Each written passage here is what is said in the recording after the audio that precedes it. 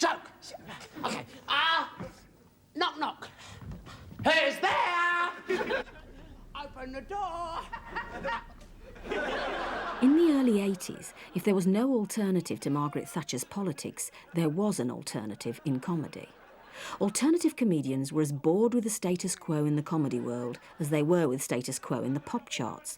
The cosy sitcom living room was about to be vandalised. You just open the blopping door!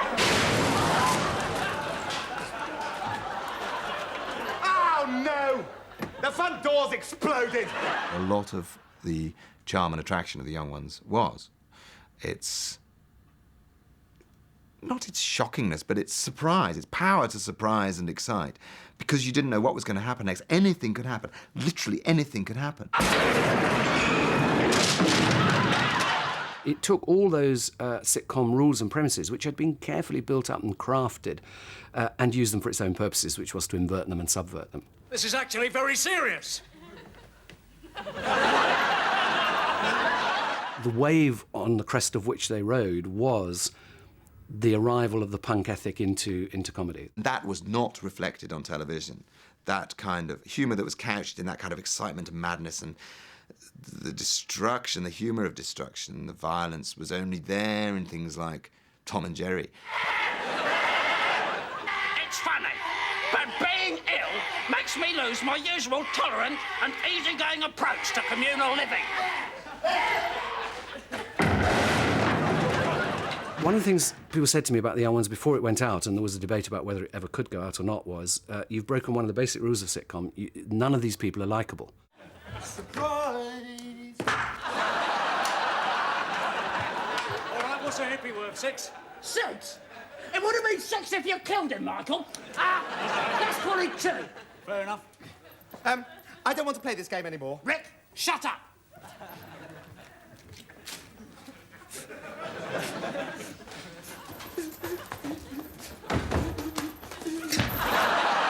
We took our frames of reference from what we knew.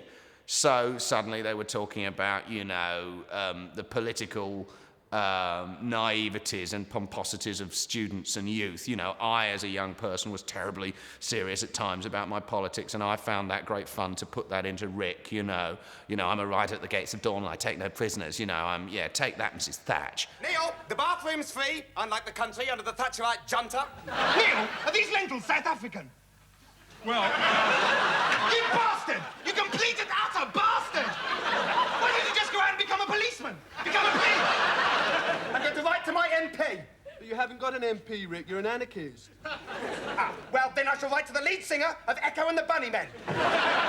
In the 70s, you'd have to be there at 7:30 on the dot, and then everyone would talk about it the next day. It was a totally different thing. Oh, have we got a video? Yes, we've got a video. The Young Ones was different because that was the first one that we taped. We had videos. We'd rewind our favourite bits, Oh, have we got a video? Yes, we've got a video. In my days, we'd sat around bombed out all weekend and listened to the entire canon of the Dylan records. We'd had a Dylan weekend. And people were doing that with Young Ones. People were getting all 6 episodes and just playing them through on the VHS in a kind of party for a day. You bought me a present. What is it? What do you do with it? No, don't tell me, I'll guess. It's a telescope. A telescope with a mouse in it. Millions! Hello, Rhiannon. Are you glad you could come to the party? There's been some very flattering speculation about the Young Ones over the years. Oh, it was a new look at the traditional family format. Was Neil the mother? Was Rick the daughter? I think there is a tiny grain of truth in that it actually is in the tradition of sitcom, in that it's a group of people, a family of sorts, living together in a house, and many a sitcom has gone along those lines. Oh, God, what are they doing closing down? It's only 9:30. that's BBC One, Rick. Oh, right. Not this band again. They're always on. Crap! What about some Hawkwind or Marillion? Yeah, shut up, you fascist Tories. No one tells me what time to go to bed. Go to bed, Spotty. I was so new to telly. I just wanted to do something I wanted to watch.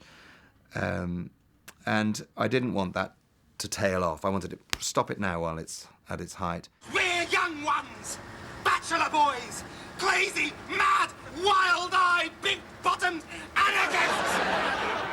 Look out! Cliff!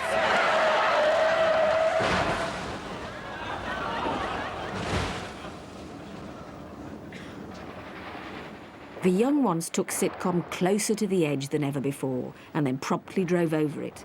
Alternative comedy had torn up the sitcom rulebook for good. Phew! That was close!